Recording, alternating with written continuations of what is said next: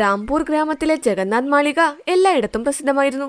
കാരണം അവരുടെ കുടുംബം ആ ഗ്രാമത്തിൽ തന്നെയായിരുന്നു. ഒരിക്കൽ ഒരു ഇംഗ്ലീഷുകാരൻ ഗ്രാമത്തിലേക്ക് വന്നു. അവൻ ഗ്രാമം സൂക്ഷിച്ചു നോക്കി. അപ്പോൾ ഗ്രാമത്തിൽ താമസിക്കുന്ന കജോദർ അമ്മാവൻ അയാളെ തടഞ്ഞു. നോക്കൂ നോക്ക്, ഇംഗ്ലീഷുകാരൻ നമ്മുടെ ഗ്രാമത്തിൽ വന്നിരിക്കുന്നു. ചേട്ടാ, ഇംഗ്ലീഷുകാരൻ വന്നിരിക്കുന്നു. ഹേ അമ്മാവ, അധികം അലറണ്ട. ഈ പ്രായത്തിൽ ഇങ്ങനെ അലറിക്കഴിഞ്ഞാൽ തട്ടിപ്പോകും. തനിക്ക് മലയാളം അറിയുമോ? ഞാൻ പല പല സ്ഥലങ്ങളിൽ പോയി ഡോക്യുമെന്ററി ചെയ്തിട്ടുണ്ട്. പിന്നെ ഭാരതം എനിക്ക് വളരെ ഇഷ്ടമാണ്. അതുകൊണ്ട് ഞാൻ മലയാളവും പഠിച്ചു. ഞാൻ കേട്ടിട്ടുണ്ട് ഈ ഗ്രാമത്തിലൊരു കുടുംബമുണ്ടെന്ന്. അതൊരു ഗ്രാമം പോലെയാണെന്നും. ജഗന്നാഥ മാളികയെക്കുറിച്ചാണോ താങ്കൾ കേട്ടിട്ടുള്ളത്? ആഹാ, ഓർമ്മ വന്നു. ജഗന്നാഥ് മാളികയെക്കുറിച്ചാണ് ഞാൻ പറഞ്ഞത്. എന്താ, നിങ്ങൾ എന്നെ അവിടെ കൊണ്ട് വിടാമോ? ഞാൻ നിങ്ങളെ മാളികയുടെ മുൻപിൽ കൊണ്ടുപോയി വിടാം. അകത്തേക്ക് കയറിയാൽ എനിക്ക് ഗ്യാരണ്ടി ഇല്ല. കാരണം അവിടെ നിങ്ങൾക്ക് എന്തും സംഭവിക്കാം. ഇത് കേട്ടപ്പോൾ ഇംഗ്ലീഷുകാരന്റെ മനസ്സിൽ പേടി തോന്നി. അമ്മാവ, അതെന്താ വല്ല പ്രേതഭവനവുമാണോ? നിങ്ങൾക്ക് ഇംഗ്ലീഷുകാർക്ക് എല്ലാ മാളികയും പ്രേതമാളികയാണോ? വാ, നിന്നെ കൊണ്ട് വിടാം. ബാക്കി നിനക്ക് തന്നെ മനസ്സിലായിക്കോളും. അവിടെ മറുവശത്തെ മാളികയ്ക്കുള്ളിൽ ഒരുപാട് മരുമക്കൾ ഉണ്ടായിരുന്നു. ജഗന്നാഥിന്റെയും 9 സഹോദരന്മാരുടെ ഭാര്യമാരെയും അവർക്ക് 10 മക്കളുമുണ്ട്. അവർക്കും ഓരോ ഭാര്യമാരുണ്ട്. അപ്പോൾ അവിടെ മൊത്തത്തിൽ 10 മരുമക്കളുണ്ട്. ജഗന്നാഥിന്റെ മൂത്ത മരുമകളുടെ പേര് സാവിത്രി എന്നാണ്. അവൾ റാണിയാണെന്നാണ് കരുതിയിരുന്നത്. എന്നാൽ ആരും അവളെ അനുസരിക്കില്ല. മമത, രാഗിണി, സരളെ, നിങ്ങളോട് പറഞ്ഞതല്ലേ രാവിലെ നല്ല ഭക്ഷണങ്ങൾ ഉണ്ടാക്കി വെക്കണമെന്ന്. നിങ്ങളെന്താ ഉണ്ടാക്കിയത്? നിങ്ങളെന്താ വലിയ റാണിയാണോ?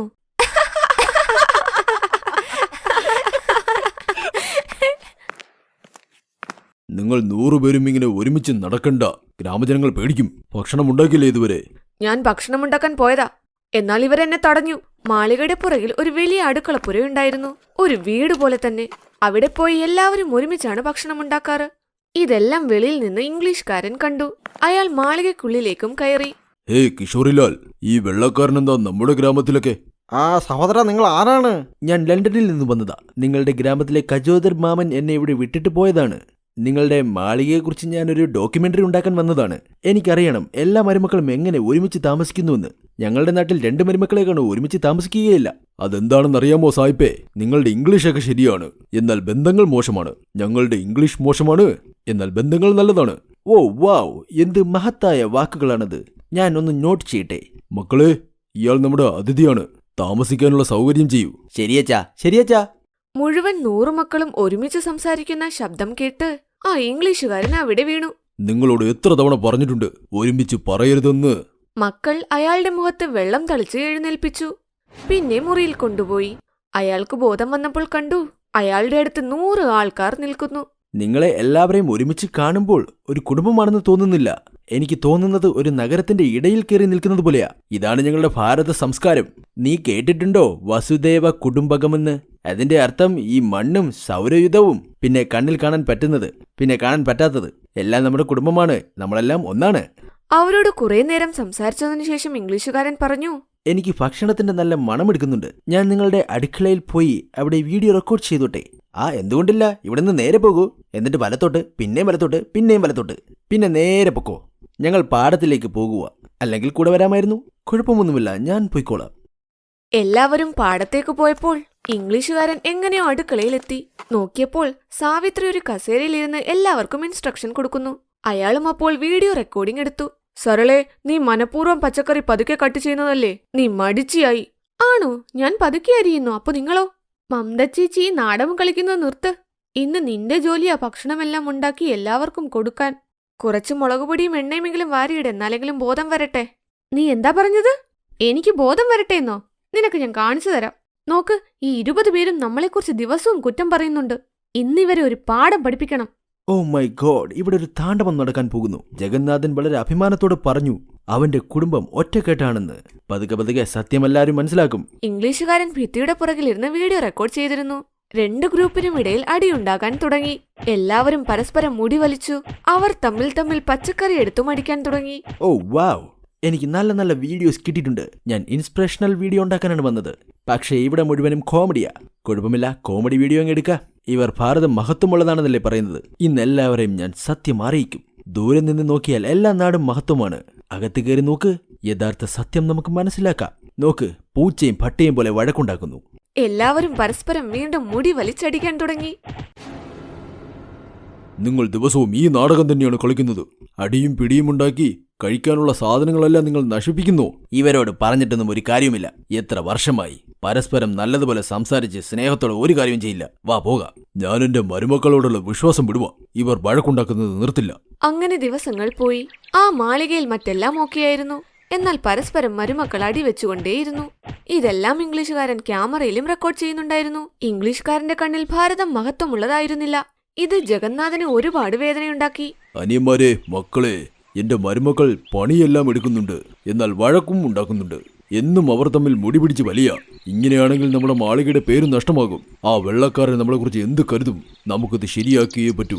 കാരണം ഇത് നമ്മുടെ കുടുംബത്തിന്റെ മാത്രം പ്രശ്നമല്ല, മുഴുവൻ ഭാരതത്തിന്റേതുമാണ്. അച്ഛൻ പറഞ്ഞത് ശരിയാ. എന്നാൽ 100 മരുമക്കളെയും ഒരുമിച്ച് എങ്ങനെ മനസ്സിലാക്കിപ്പിക്കും? നാളെ രാവിലെ എല്ലാവരും കുറച്ച് ദിവസത്തേക്കിന് നഗരത്തിൽ പോകൂ. ഞാൻ ഈ മാളികയിൽ തന്നെ ഇരിക്കട്ടെ. അടുത്ത ദിവസം ജഗന്നാഥനെ വിട്ട് മക്കളെല്ലാം നഗരത്തിലേക്ക് പോയി. പെട്ടെന്ന് ജഗന്നാഥന് ഹാർട്ട് അറ്റാക്കും വന്നു. എല്ലാ മരുമക്കളും അടുത്തു വന്നു. ഇംഗ്ലീഷുകാരൻ വീഡിയോയും റെക്കോർഡ് ചെയ്തു. മരുമക്കളെ, ഞാൻ രക്ഷപ്പെടില്ലെന്ന് തോന്നുന്നു. ഇല്ലച്ചാ, അങ്ങനെയൊന്നും പറ്റില്ല. മംദേ, സരളെ, വാ, നമുക്ക് ഹോസ്പിറ്റലിൽ കൊണ്ടുപോകാം. മരുമക്കൾ ഹോസ്പിറ്റലിൽ കൊണ്ടുപോയി. 10 ദിവസം അയാളുടെ ചികിത്സ നീണ്ടു നിന്നു. അതുവരെ മരുമക്കളെല്ലാം അവിടെ തന്നെ നിന്നു. ഇതെന്താണ്?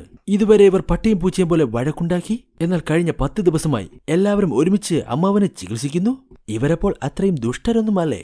10 ദിവസങ്ങൾ കഴിഞ്ഞ് ജഗന്നാഥൻ വീട്ടിലേക്ക് വന്നു. മക്കളും നഗരത്തിൽ നിന്നും വന്നു. മക്കളെ, എനിക്കൊന്നും പറ്റിയിരുന്നില്ല. ഞാൻ വെറുതെ നോക്കിയതാണ് പ്രശ്നം വരുന്ന സമയത്ത് നിങ്ങൾ എല്ലാവരും ഒരുമിക്കുന്നുണ്ടോ എന്ന്. അച്ഛാ, ഞങ്ങൾ വഴക്കുണ്ടാക്കുന്നത് സ്നേഹമുള്ളതുകൊണ്ടാ. ഞങ്ങൾ ആരെയും പരസ്പരം വിട്ടുകൊടുക്കില്ല. വാവ്, മനസ്സിലായി എനിക്ക് ഭാരതത്തിന്റെ സംസ്കാരം. എനിക്കിപ്പോഴാണ് മനസ്സിലായത്. വഴക്കിലും നിങ്ങൾ തമ്മിൽ സ്നേഹമുണ്ടെന്ന്. ഞാൻ പറയുന്നു, ഇങ്ങനെ സ്നേഹത്തോടുള്ള വഴക്ക് എല്ലാ ദേശങ്ങളിലും വേണം. കുറച്ചു ദിവസങ്ങൾ കഴിഞ്ഞ് ഇംഗ്ലീഷുകാരൻ ആ ഡോക്യുമെന്ററി സോഷ്യൽ മീഡിയയിൽ അപ്ലോഡ് ചെയ്തു. അത് ലോകം മുഴുവനുള്ള ആളുകൾ കണ്ടു. ഇതാണ് ഭാരതത്തിന്റെ മഹത്വമെന്ന് പറയുന്നത്. ഇവിടെ എന്തോ പ്രത്യേകതയുണ്ട്.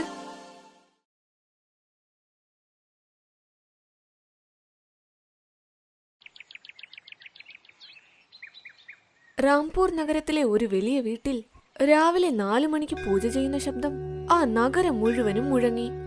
രാജറാണിക്ക് 36 മരുമക്കളുണ്ടായിരുന്നു. അവർ പുലർച്ചെ 4 മണിക്ക് തന്നെ ഭഗവാനെ പൂജ ചെയ്യാൻ തുടങ്ങും. അയ്യോ അമ്മ, എഴുന്നേറ്റോ? ഞാൻ സത്യത്തിലൊരു ഭാഗ്യശാലിയാ. ഞാൻ എന്റെ സ്വപ്നത്തിൽ കൂടി കരുതിയിട്ടില്ല രാവിലെ 4 മണിക്ക് എന്റെ വീട്ടിൽ പൂജയൊക്കെ നടക്കുമെന്ന്. ഇതിനുശേഷം എല്ലാ മരുമക്കളും വീട്ടിലെ പണികൾ ചെയ്യും. അയ്യോ മരുമക്കളെ, നിങ്ങൾ ഈ അതിരാവിലെ എവിടുന്നാ പച്ചക്കറി വാങ്ങിയത്? ഉന്തുവണ്ടിയിൽ ആരെയും ഞാൻ കണ്ടതേയില്ലല്ലോ. അമ്മേ, കടയിൽ പോയി ആരാണിപ്പോൾ പച്ചക്കറിയൊക്കെ വാങ്ങുന്നത്? ഇത് മോഹൻ ചേട്ടന്റെ കയ്യിൽ നിന്നും വാങ്ങിയതാ. ചേട്ടൻ രാവിലെ തന്നെ പോയി അയാളുടെ പറമ്പിൽ നിന്നും പറിച്ചെടുത്തുകൊണ്ട് വരുന്നതാ. പിന്നെ ചന്തയിൽ കൊണ്ടുവന്ന് വിൽക്കും. ഞങ്ങൾ നേരെ പറമ്പിൽ നിന്നും വാങ്ങിയതാ.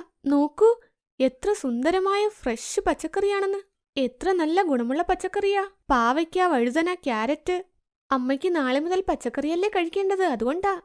അവരത് പറഞ്ഞുകൊണ്ടിരിക്കുമ്പോൾ മറ്റൊരു മരുമകളായ പൂജ വന്നു. അമ്മേ, അമ്മ പോയി വേഗം കുളിച്ചിട്ട് വാ. അമ്മയ്ക്ക് ചൂടുവെള്ളം ചൂടാക്കി വെച്ചിട്ടുണ്ട്. കൂടെ തുണികളും തേച്ചു വെച്ചിട്ടുണ്ട്. അപ്പോൾ ലതാദേവി തനിയെ അവിടേക്ക് പോയി.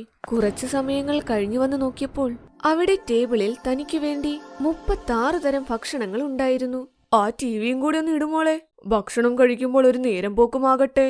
അപ്പോൾ പെട്ടെന്ന് അവിടെ ലൈറ്റ് പോയി. അയ്യോ, ഇതെന്താ, കറണ്ട് പോയല്ലോ. നിൽക്കൂ, ഞാൻ വിളക്ക് കത്തിക്കാം. അപ്പോൾ പൂജ അവിടെയുള്ള വിളക്ക് കത്തിച്ചു. ആ വെളിച്ചത്തിൽ അവൾ പാട്ട് പാടാനും തുടങ്ങി. കുറച്ചുപേർ ഡാൻസും കളിച്ചു. ഇപ്പോൾ ശരിക്കും നല്ല വിനോദമില്ലേ അമ്മേ? ഹോഹോ, ഇങ്ങനത്തെ മരുമക്കളുണ്ടെങ്കിൽ എങ്ങനെ വിനോദമുണ്ടാകാതിരിക്കും? അവരത് പറഞ്ഞതും ഓരോരുത്തരായി മാഞ്ഞു പോകാൻ തുടങ്ങി. അവരുടെ സ്വപ്നം പകുതിയിൽ അവസാനിച്ചു. നാശം പിടിച്ച മരുമക്കളെ, നിങ്ങളൊക്കെ എവിടെ പോയി? ഇതിന്റെ അർത്ഥം ഞാനിതൊക്കെ സ്വപ്നം കണ്ടതാണോ? അയ്യോ, എന്നാൽ എന്ത് നല്ല സ്വപ്നമായിരുന്നു. ലതാദേവിയുടെ ഒരേയൊരു മകനാണ് അജി. അവനൊരു നല്ല പെൺകുട്ടിയെ അവർ ആലോചിക്കുകയായിരുന്നു. അവൾക്ക് ആ 36 ഗുണവും ഉണ്ടായിരിക്കണം. സ്വാമിജി, എനിക്ക് എങ്ങനത്തെ മരുമകളെ വേണമെന്നാൽ അവൾക്ക് നല്ലതുപോലെ പാചകം അറിയണം, പൂജ ചെയ്യാൻ അറിയണം, പാട്ടുപാടാൻ അറിയണം, ഡാൻസും ചെയ്യാൻ അറിയണം. പിന്നെ മൂത്തവരെ ബഹുമാനിക്കാനും അറിയണം. മൊത്തത്തിൽ ചുരുക്കി പറഞ്ഞാൽ 36 ഗുണങ്ങളുള്ള മരുമകളെ വേണം. ഇതാ 36 ഗുണമുള്ള പെൺകുട്ടി നിഹാരിക. ഈ കുട്ടിയുടെ ജാതകം സാക്ഷാൽ ദൈവത്തിന്റെ ജാതകമാ. 36 ഗുണം. നിങ്ങളുടെ മകന്റെ ജീവിതം ഇവളുടെ കൂടെയാണ്. മംഗളമായി നടക്കുമല്ല. സംസാരം അങ്ങനെ തന്നെ തുടർന്നു. പെണ്ണുകാണൽ ചടങ്ങിനു ശേഷം ആ ബന്ധവും ഉറപ്പിച്ചു. കല്യാണം കഴിച്ച നിഹാരിക അമ്മായിയമ്മ വീട്ടിലും വന്നു. അമ്മായിയമ്മ കയ്യിൽ താലപ്പൊലിയുമായി അവളെ സ്വാഗതം ചെയ്യാൻ നിൽക്കുകയായിരുന്നു. അപ്പോൾ അവൾ പറഞ്ഞു, ഹോ, എന്തൊരു ചൂടായത്! ആരെങ്കിലും ഒന്ന് AC ഇടില്ലെങ്കിൽ ഞാൻ മയങ്ങി വീഴും. ഇതു പറഞ്ഞ നിഹാരിക തലയിലെ തട്ടം മാറ്റി.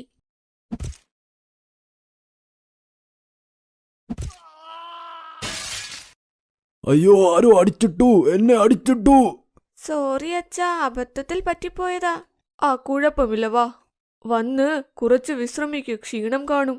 നാളെ തന്നെ നിനക്ക് അടുക്കളയിലേക്ക് കയറാനുള്ളതല്ലേ. ആ നിമിഷം അവർ അവിടെ നിന്നും പോയി. അടുത്ത ദിവസം രാവിലെ നിഹാരിക വെസ്റ്റേൺ ഡ്രസ്സും ധരിച്ച് വെളിയിൽ വന്നു. ഗുഡ് മോർണിംഗ് അമ്മേ, കോഫിയാണോ? ഇല്ല ഇല്ല മോളെ, ഞാൻ കോഫി കുടിക്കില്ല. എനിക്ക് ചായ തന്നാൽ മതി. ഞാൻ അമ്മയോട് ഉണ്ടാക്കി തരാനാ പറഞ്ഞത്. ഞാൻ എന്തിനാ ഉണ്ടാക്കുന്നത്? നീ ഉണ്ടാക്കാൻ പോകുമല്ലേ? നീ ഇപ്പോൾ മരുമകളല്ലേ? പക്ഷേ എനിക്ക് ഉണ്ടാക്കാൻ അറിയില്ലല്ലോ. അറിയില്ലെന്നോ? ദൈവമേ, ഇതെന്തൊരു ചതിയാ എന്നോട് ചെയ്തത്. 36 ഗുണം പോയിട്ട് ഇവളുടെ അടുത്ത് ഒരു ഗുണം പോലുമില്ല. ഇവൾക്ക് ചായ പോലും ഉണ്ടാക്കാൻ അറിയില്ലെങ്കിൽ പിന്നെ എങ്ങനെ ആഹാരം ഉണ്ടാക്കും? അപ്പോൾ ലത മരുമകളെ ചായ ഉണ്ടാക്കാൻ പഠിപ്പിച്ചു. ഇനി കുറച്ച് പഞ്ചസാര ഇട്. നിഹാരിക അതെടുത്ത് മുഴുവനായി ചായയിലേക്ക് കമഴ്ത്തി. എന്റെ പൊന്നു ദൈവമേ, ഈ പെങ്കൊച്ചിതെന്തൊക്കെയാണ് ഈ ചെയ്തു വെക്കുന്നത്? മോളെ, നീ ഇതൊക്കെ വിട്ട് പുറത്തു പോയി തുണി കഴുകാൻ നോക്കൂ, ഞാൻ ഭക്ഷണം ഉണ്ടാക്കാം. അമ്മ പറയുന്നത് പോലെ അമ്മേ. അങ്ങനെ ലതാദേവി തനിയെ പാചകം ചെയ്തു.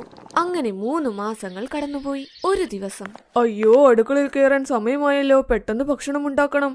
പെട്ടെന്ന് നിഹാരിക അവരുടെ കയ്യിൽ പിടിച്ച് ഡൈനിങ് ടേബിളിലേക്ക് കൊണ്ടുപോയി.